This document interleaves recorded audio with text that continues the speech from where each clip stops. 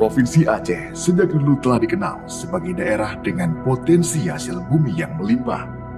Salah satu komoditi andalan Aceh yang telah dikenal dunia bahkan sebelum kemerdekaan Indonesia adalah tanaman nilam.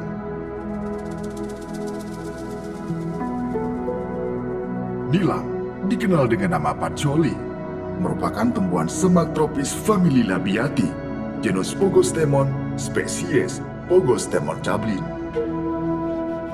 Nama nilam berasal dari singkatan nama sebuah perusahaan di zaman Hindia Belanda, Nederland, Indosland, Aceh Maskapai. Nilam Aceh merupakan nilam terbaik dunia yang menghasilkan minyak dengan kandungan patchouli alkohol atau PA di atas 30%. Nilam Aceh telah mendapatkan perlindungan indikasi geografis dari Depkumham RI pada tahun 2013 yang merupakan suatu upaya untuk melindungi identitas nilam Aceh dengan nilam dari daerah lainnya, baik dari sisi kualitas, karakteristik, dan berbagai atribut yang melekat padanya. Aceh mengembangkan 3 varietas nilam, yang pertama Tapak Tuan, yang kedua Loksmawe, dan yang ketiga Sidikalang. Dari beberapa referensi, varietas Tapak Tuan dan Loksmawe memiliki patchouli alkohol yang lebih tinggi dibandingkan dengan varietas Sidikalang. Nilam menghasilkan minyak atsiri dengan wangi yang khas dan dimanfaatkan sebagai bahan baku pada industri parfum, kosmetik, obat-obatan, dan toiletries.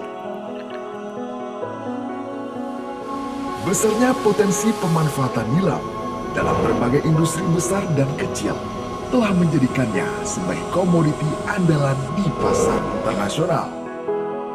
Nilam telah diekspor ke berbagai negara, di antaranya Prancis, Singapura, Amerika Serikat, Inggris, Jerman, India, Spanyol, dan Belanda. Nilam merupakan salah satu komoditi yang mampu bertahan di tengah krisis moneter tahun 1998. Nilam berhasil memposisikan dirinya sebagai komoditi yang tetap diminati, bahkan menjadi primadona karena nilai jualnya yang sangat tinggi. Begitu juga saat terjadinya pandemi COVID-19, minyak nilam tetap memiliki pasar tersendiri baik di tingkat lokal maupun internasional. Minyak nilam selama ini kami kirim ke Medan 1 bulan lebih kurang 3 kali pengiriman, sebanyak 150 kilo sampai 250 kilo sekali pengiriman. Selama pandemik ini itu kurangnya pemasukan minyak terhadap yang biasanya kami bisa mengumpul 150 sampai 250 per minggu, sekarang hanya sampai 30 sampai 40 kilo saja. Bagi sebagian masyarakat Aceh, nilam merupakan sumber kesejahteraan, terutama petani dan pedagang yang telah menggeluti bisnis ini secara turun-temurun. Saat ini, Indonesia merupakan pemasok sekitar 85% kebutuhan minyak nilam dunia, dengan rata-rata volume ekspor mencapai 1.000 ton per tahun. Pada tahun 1980-an, kontribusi nilam Aceh sempat menyentuh angka 90% dari total ekspor nilam Indonesia. Namun saat ini, angka tersebut terus menurun hingga ke angka 15-20% saja. Berbagai permasalahan dan hambatan telah menyebabkan turunnya produksi dan kualitas minyak nilam Aceh. Penyebab munculnya permasalahan tersebut adalah belum adanya sistem standar penjaminan mutu, penyediaan produk yang tidak kontinu, dan fluktuasi harga karena mata rantai distribusi yang panjang.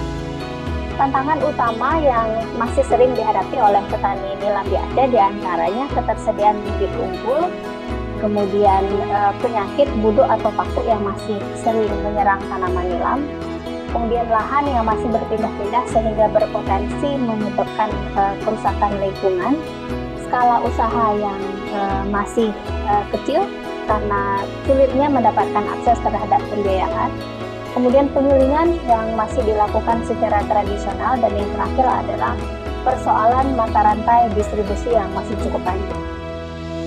Sejak tahun 2015 hingga saat ini, pemerintah Aceh telah melakukan berbagai upaya untuk memperbaiki dan mengatasi permasalahan nilam Aceh. Mulai dari menyediakan bibit unggul bersertifikat dengan sistem kultur jaringan dan membimbing masyarakat untuk dapat menyiapkan bibit yang berkualitas serta melatih petani untuk memproduksi kompos dan pupuk organik secara mandiri.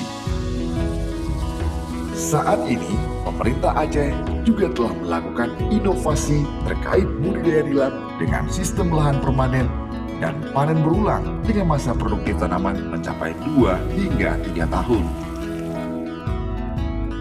Untuk mengatasi kekurangan zat hara dan serangan hama, dilakukan prakondisi dengan menyiapkan bibit unggul, serta menggunakan pupuk dan pestisida organik sejak tahap pembibitan. Memperhatikan agroclimate suatu daerah yang cocok bagi pertumbuhan nilam, serta melakukan teknik pemanenan dan penanganan pasca panen sesuai dengan standar mutu pengelolaan nilam. Di samping itu, juga dilakukan pengendalian harga dengan cara memperpendek rantai distribusi dan menjaga stabilitas harga.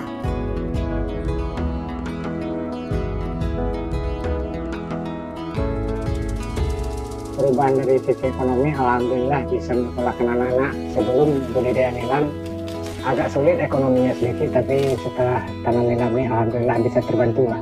Sesama petani, pengharapan saya janganlah takut tanam nilam, karena nilam ini bisa menjanjikan kesejahteraan bagi masyarakat.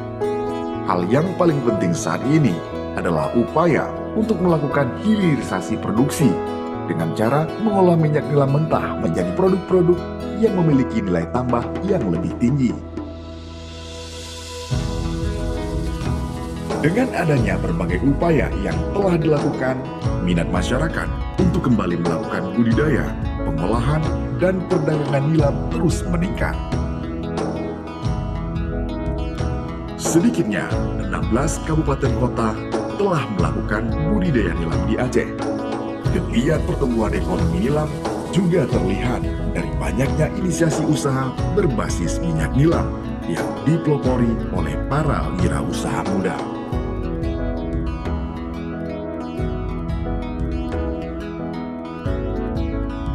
Aceh memiliki minyak nilam terbaik di dunia. Tentunya saya sebagai pengusaha melihat potensi ini luar biasa ya, di mana sumber nilam itu juga melimpah di Aceh, kemudian kualitas nilam itu juga begitu luar biasa. Ini menjadikan daya tarik dan motivasi tersendiri bagi kami untuk terus menekuni bisnis ini, menjadikan Aceh Indonesia menjadi industri parfum di masa depan. Berbagai upaya yang telah dilakukan pemerintah Aceh juga diperkuat dengan memberikan kemudahan iklim investasi, mulai dari pembibitan, penanaman, pengolahan, hingga distribusi. Pemerintah Aceh terus berkomitmen mewujudkan Aceh menjadi sentra nilam untuk meningkatkan pertumbuhan ekonomi, menurunkan angka kemiskinan dan pengangguran, serta mengurangi kesenjangan pendapatan di tengah masyarakat.